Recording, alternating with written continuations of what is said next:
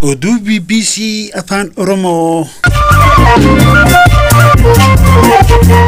Ashama akka mooltan sagantaan BBC Afaan Oromoo kibxata galgalaa eegalee gamtaan Awurooppaa dhimmi Itoophiyaa isa yaaddessuus sababa walii galteen dhibeef tarkaanfii irratti fudhachuu dhabuu beeksise. We had to talk about Ethiopia because the conflict in the country has further worsened. Waraanni Itoophiyaa keessaa wanta cimeef babal'atee fi manni maree mirgoota namoomaa UN waa'ee Itoophiyaa irratti addatti mari'achuuf marii waamuu isaa hidhaa gaazexeessitootaa fi barreessitoota dhiyoo mul'atee fi achi buuteen isaanii dhabame. Beetiin mariisaa mujalii barsiisa. Miligaruun kan hawaasii birrii kuma kudhanii foonii gaafanidhaan hiikamuu hin danda'uun jiraniiru. Gabaasa bal'aa qabnaa yookiin biyyoota Afrikaa balbalatti cufattee turte banachuu ishii beeksisu kaanis jiru ammayyuu taanaa isiniif dhiyeessa.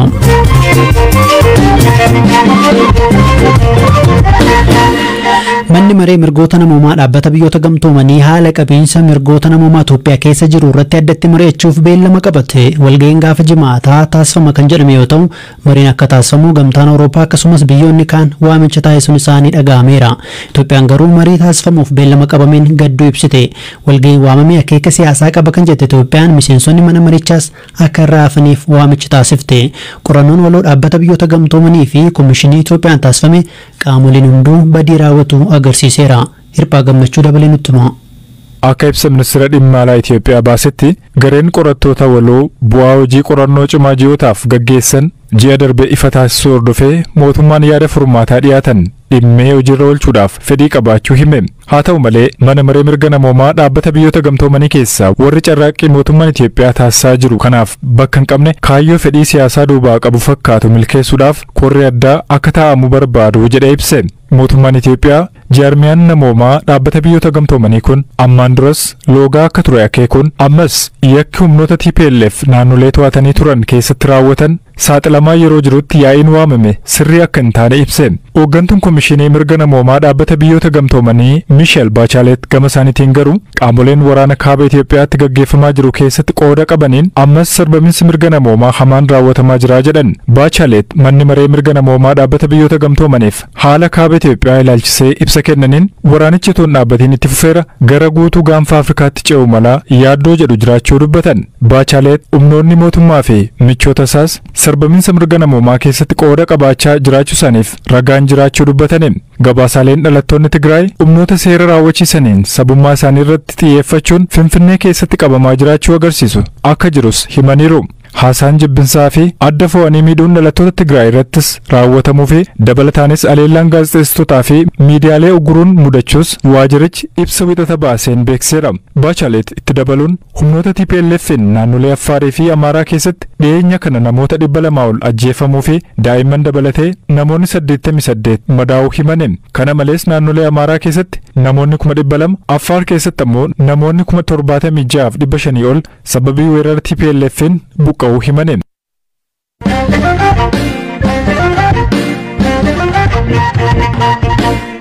Manni maree dhimma alaa gamtaa Awurooppaa haalli Itoophiyaa keessaa dhimma waggaa tokko darbee keessa isa yaaddeessaa turus murteerra ga'uu dadhabuu hime. Manni maree dhimma alaa gamtaa Awurooppaa guyyaa kaleessaa marii isaa xumuraa bara faranjoota 2021 taasiseera.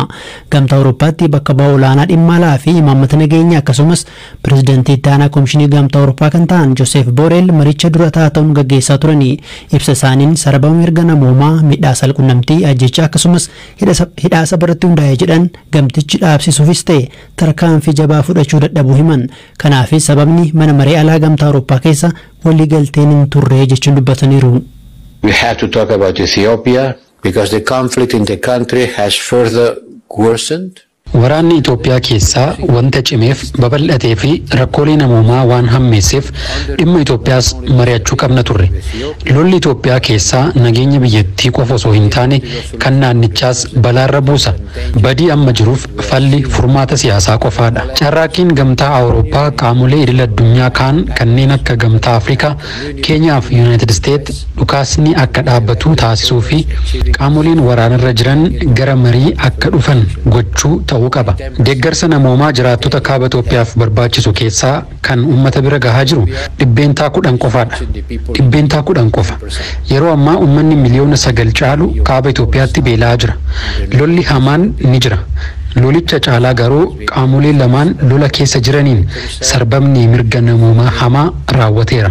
Ibsa xumura waggaa kanaa yeroo kennaa jirrutti dhimmi Itoophiyaa dhimmoota waggaa kana haalaan irratti wal falmine ta'uu ibsuun barbaada. Yaaddoo guddaa kan natti ta'an keessaa isa tokkodha. Sababni isaas sarbama mirga namoomaa bal'aa gudeeddii bal'inaan raawwate. Miidhaa saalqunnamtii akka meeshaa waraanaatti fayyadamuu, ajjeechaa akkasumas hidhaa saba irratti hundaa'e irratti waan gochuu qabnu hin dalagne, dhaabsisuu hin dandeenye. Akkasumas sababa mana maree keessa qaamoleen hundi waliigaltee irra hin geenyeef tarkaanfii jabaa fudhachuu hin dandeenye.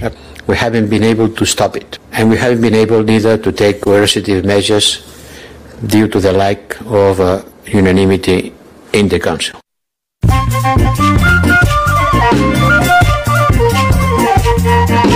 Sagantaa BBC Afaan Oromoo caqasaa jirtu amma oduuwwan gaggabaaboon sinitti himaa. Yuunaayitid Kingdom biyyoota Afrikaa 11 sababa weerara koronaa vaayirasii gosa Omikrooniin akka ittiin balaliine dhorkaa keessa turte kaafte. Murtiin kun tatamsa'ina vaayirasichaa to'achuuf biyyattiin fudhachuu ibsitedha. Ta'us muraasni murtee kana sanyummaan himataniiru. Kaaba Haayitiitti taankariin boba'aa dho'ee yoo xiqqaate lubbuu namoota 50 galaafachuu qondaaltonni biyyattii himan. Namoonni balaa sanaan miidhaman kanneen boba'aa gad dhamme waraabbataa turanidha.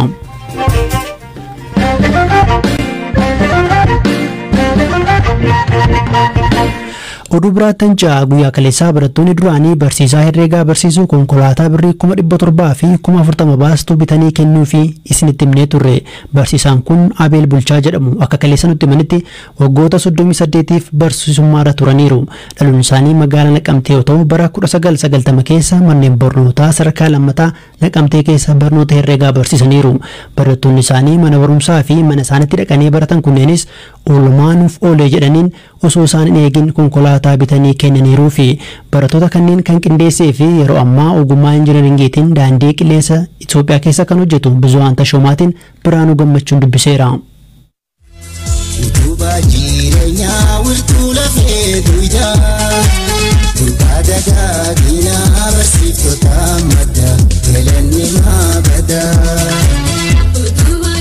Telegram irratti namoota sabeekanii achirratti affeerree karaa adda addaa daayirekshinii adda addaa ijoollee bakkee jiranis ijoollee biyya keessa jiranis giruuppii telegiraama sana irratti affeerreeti fandii reezii goonee jechuudha. Nama naannoo 110 ta'utu wanna kana irratti hirmaatee jechuudha. Waan adda godhugaa waa'een barsiisaa kana namni baay'ee beeka. Kan isa barsiisee kontribuutii godheeyyuu kan etoonni hin barsiisini gumaachinni dhalootaaf godhicha impressii godheeni. Kan gumaacheti iyyuu irra baay'ata. Waa'ee barsiisaa kanaa maal isaa jaallatan isaan yookaan maal isaa jaallattan isin? Tokkoffaa namichi kun hiyyeessa sooressa hin jedhu nama akka walqixxee godheeti kan inni ilaalu.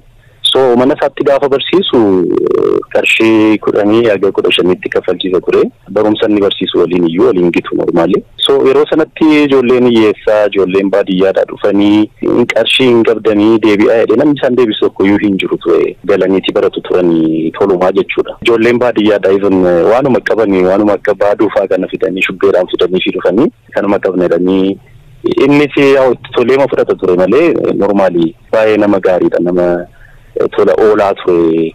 Isarra kan darbe garuu namicha kana baay'ee adda kan godhu baay'ee tooftaa ittiin maatimaatiksii soolvii gochuu dandeenyu adda kan ta'e even yuunivarsiitii illee kan baay'ee nu gargaare gaafa barsiisu karaa gabaabaa barsiisa. Applied maatimaatiksii jireenya wajjin si'eessee maatimaatiksii nuti lakkoofsuma duwwaa seenaa ture durii garuu reel jireenyuma nuti jiraannu wajjin wal fakkeessee akka nuti reyaalitii jireenyaa kana iyyuu hubannu godhee jira. Yeroo sanatti immoo barattoonni baay'ee successfulii ta'anii barattoonni barsiisee akkuma biyyaatti iyyuu magaalaan keenya Naqamteenii baay'ee successfulii turte sababa barsiisaa Abeelii fi of course sababa barsiisonni gara biraa subjectii gara biraa irratti immoo jiru. Mana barumsaa kama barsiisu? Mana barumsaa kompireensivii Naqamtee barsiisanii jiru, Dargee barsiisaniiru, Fulbaana 2 barsiisaniiru, mana barumsaa 3 barsiisaniiru. Dhuunfaatiinis immoo manatti barsiisaa turaniiru gosa dheeraadhaaf tuutoriyaalii jechuudha. Haayiskuulii barsiisaa turaniiru.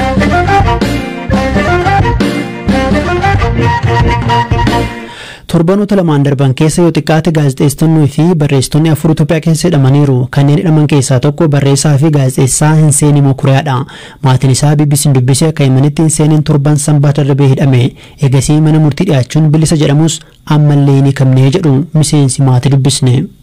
ፍርድ ቤቴን ገጥይሴራ ከሙጀሌ ለበሴር ነገሩን ከሚጋር ወረቀት ፍርድ ቤቴ ሰከፈለ እንደማ ከዋሲ ብሪ ኮኩዳኒ ፎኔግራፍ ነይደን ነው የከሙን እንደውን ዘኒ ዮሚ ጋኩን አፈጅማታ ፖሊሲን ማሊን ከሸከሄደ ዋን ዱበቴ ቀባ ፖሊሲን ዋንሳ ጋይፈኑ ጎኔ ገሩ ከምቱ ወደኒ ወርዶቻ መቲ ከሙን እንደሱ ፊኒሲ ሁማ ጆሪናይ ኒከሙን አኖ ጋባ መቃፍ አርገን ይገልቀሙ ወዩን ካለፍተን ይሮ ኒካተን ያደን ወረገም ጋ ፖሊስ ወረ የሰጅሩ ደብርኩን አፈፋ ናና መርካቶ ወረጅራ ዮም ሂዳማን ሳንገሩ ዮም ቀበማን ቶርበን ሰንበድራ ደርቤ ማነ ሙርቲቲ ዲያተኒ ቱረን እጁዳ mana mufti ዲያተኒ ሙፍቲ mana ሰከታሉ ቱረኒ ዋንቲኒ ሸከሙ ምን ሰከታኒ ሲ ዋንት አርገሚን ጅሩ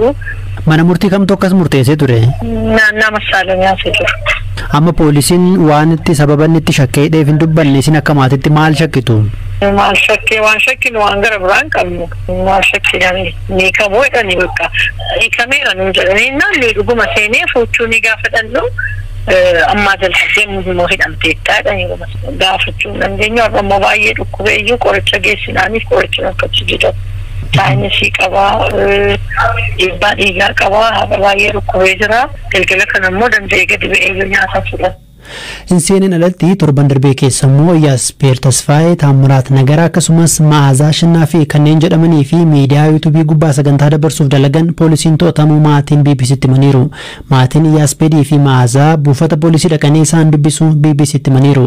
Haa ta'u malee baatii lama dura kan to'atame gaazexeessaan raadiyoo Ahaduu jedhamuuf hojjetu Kibroom Warquu fi Taamiraat Nagaraa garuu achii buutee isaanii dhabuu himu. Hirphaa Gammachuun itti hima. Ji'a tokko dura hidhamee kan ture Gulaalaa fi qopheessaan kutaa oduu Ahaduu Kibroom Warquu sadaasa 9 bara 2014 wabiin mana hidhaatee akka hiikamu murtaa'ullee amma yoonaatti eessa akka jiru akka hin beekamne abbaan isaa obbo Warquu Abrahaa ibsaniiru.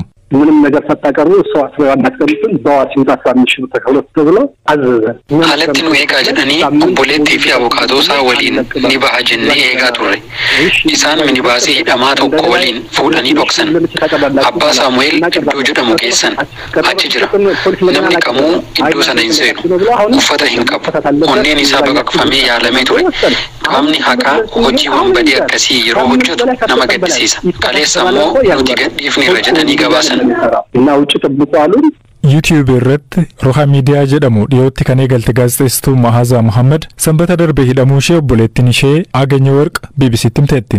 Obboleessi Ma'aazaa Yoosef Muhammad dilbata ganama maatiin ishee buufata poolisii sadaffaa deemanii gaafachuu dubbate. Ma'aazaan amma yoonaatti mana murtiitti akka hin dhiyaannee fi abukaattoo akka hin qabne Yuusuf himeera. Tararaa Neetwoork Miidiyaa jedhamu kan hundeessee fi Gulaalaa kan ta'e Taamiraat Nagaraa amma eessa akka jiru akka hin beekamne haati warraan isaa Salaam Balaa himteetti. Torban darbe kan hidhame hundeessaan miidiyaa Ubuntu Yaaspeer Tasfaayee buufata poolisii sadaffaa akka jiruu fi sanbataa fi kibxata maatiin isaa ilaaluu danda'aniiru. Amma yoonaatti mana murtiitti akka hin dhiyaannee fi dhimma labsii yeroo muddamaatiin wal qabatuun waan hidhameef abukaattoon dhaabbachuu fi akka hin dandeenye itti himamu haati isaa Addee Tashaalech himaniiru. Jaarmiyaan mirga gaazexeessitootaaf falmu CPJ'n bara 2021tti Itiyoophiyaan gaazexeessitoota sagaliidhuun biyyoota Afrikaa gammoojjii Saharaan gadii keessaa biyya gaazexeessitoota hidhuudhaan beekamtu sadarkaa lammaffaarra kaa'ee jira.